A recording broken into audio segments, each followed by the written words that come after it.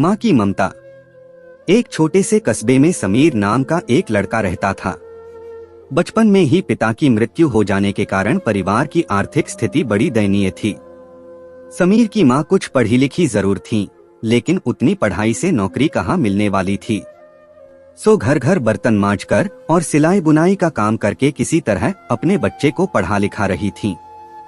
समीर स्वभाव से थोड़ा शर्मीला था और अक्सर चुपचाप बैठा रहता था। एक दिन जब वो स्कूल से लौटा तो उसके हाथ में एक लिफाफा था। उसने माँ को लिफाफा पकड़ाते हुए कहा, माँ, मास्टर साहब ने तुम्हारे लिए ये चिट्ठी भेजी है, जरा देखो तो इसमें क्या लिखा है।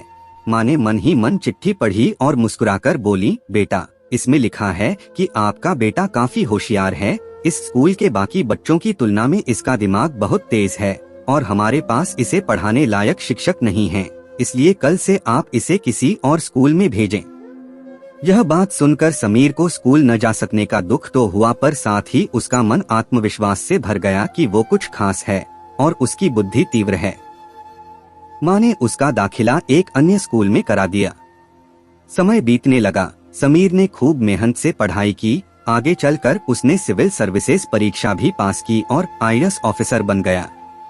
समीर की माँ अब बूढ़ी हो चुकी थीं और कई दिनों से बीमार भी चल रही थीं और एक दिन अचानक उनकी मृत्यु हो गई। समीर के लिए ये बहुत बड़ा आघात था। वह बिलख बिलख कर रो पड़ा। उसे समझ नहीं आ रहा था कि अब अपनी माँ के बिना वो कैसे जिएगा। रोते रोते ही उसने माँ की पुरानी अलमारी खोली और हाथ में उनकी माला, चश्मा और अन्य वस्तुएं लेकर चुनने लगा। उस अलमारी में समीर के पुराने खिलौने और बचपन के कपड़े तक संभाल कर रखे हुए थे। समीर एक एक कर सारी चीजें निकालने लगा और तभी उसकी नजर एक पुरानी चिट्ठी पर पड़ी। दरअसल ये वही चिट्ठी थी जो मास्टर साहब ने उसे 18 साल पहले दी थी।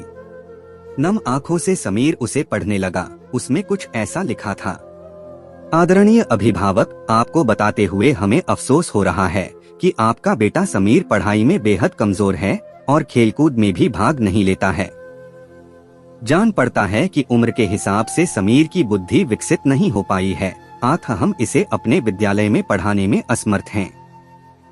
आपसे निवेदन है कि समीर का दाखिला किसी मंदबुद्धि विद्यालय में कराएं अथवा खुद घर पर रखकर इसे पढ़ाएं। ये पढ़ते ही समीर और भी ज्यादा रोने लगा। समीर जानता था कि भले अब उसकी माँ इस दुनिया में नहीं रही, पर वो जहाँ भी रहें उनकी ममता, उनका आशीर्वाद सदा उस पर बना रहेगा।